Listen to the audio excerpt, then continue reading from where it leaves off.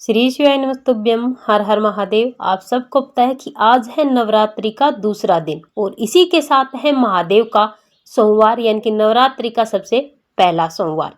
नवरात्रि और सोमवार का बहुत ही शुभ संयोग बन रहा है। इसमें आपको अपने घर पर दुर्गा शिव दीपक आपको जरूर जलाना है।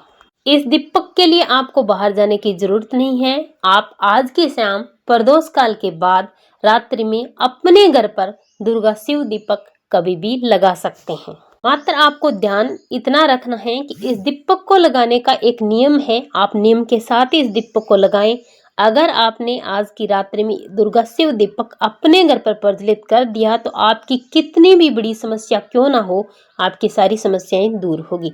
समस्या चाहे आपके घर में धन को लेकर हो, व्यापार या कारोबार को लेकर हो, आपकी कोई मनोकामना है पूरी नहीं हो पा रही है, आप नौकरी चाहते हैं, आपको मनचाही नौकरी नहीं मिल पा रही है, आपके घर में किसी भी प्रकार से परेशानियां आ रही है, लड़ाई झगड़े या फिर रोग है या फिर कर्ज बढ़ता जा रहा है, कहने का मतलब है परेशानी किसी भी प्रकार की हो, उसके लिए आपको आज की रात्रि में ये दुर्गा शिव दीपक जरूर जलाना चाहिए।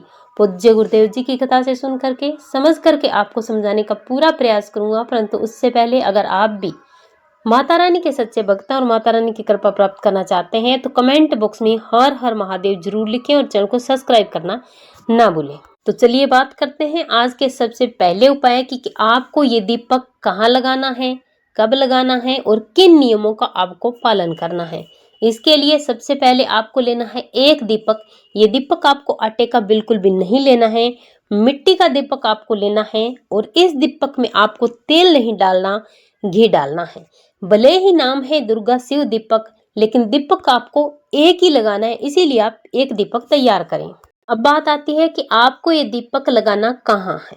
ये दीपक आप दो में से किसी एक ही जगह लगा सकते हैं, इस बात का विशेष ध्यान रखें। सबसे पहला, अगर आप माँ दुर्गा के लिए दीपक प्रज्वलित करना चाहते हैं तो आपको इस दीपक को लगाना है बेल पेड़ के नीचे, और अगर आप भगवान शिव के लिए इस दीपक को प्रज्वलित करना चाहते हैं तो आपको इस दीपक को लगाना है भगवान शिव की शिवलिंग के पास। आपको सिर्फ एक ही जगह लगाना है, दोनों में से कोई एक जगह आप चुने। लेकिन अगर आप मेरी बात माने तो आपको ये दीपक बेल पेड़ के नीचे लगाना है, क्योंकि सबसे पहली बात तो ये कि नवरात्रि जो ये आई है वो 1 साल बाद आने वाली है। ये चैत्र नवरात्रि आपको 1 साल बाद मिलेगी, सबसे बड़ी बात तो ये है। दूसरी ये कि पूज्य गुरु जी ने अपनी कथा में कई बार बताया है कि जब भी आप सोमवार के दिन बेलपत्री के पेड़ के नीचे शाम के समय अगर दीपक प्रज्वलित करते हैं तो आपके घर में धन की कमी नहीं आती, आपके जीवन की सारी परेशानियां दूर होती है और कभी भी आपके घर में किसी भी प्रकार की परेशानी प्रवेश नहीं करती, आप कर्ज में नहीं डूबते, कभी भी आपको पीछे मुड़कर जीवन में देखने की जरूरत नहीं पड़ती। तो आप बेलपत्री के पेड़ के नीचे इस दीपक को प्रज्वलित करें। अब इस दीपक में आपको बत्ती कौन सी लगानी है, तो आपको लगानी है लंबी बाती। जब भी बेलपत्री के पेड़ के नीचे दीपक लगाया जाता है उसमें लंबी बत्ती का प्रयोग किया जाता है, और इस बाती की दिशा कौन सी होगी, साउथ डायरेक्शन यानी कि दक्षिणी दिशा।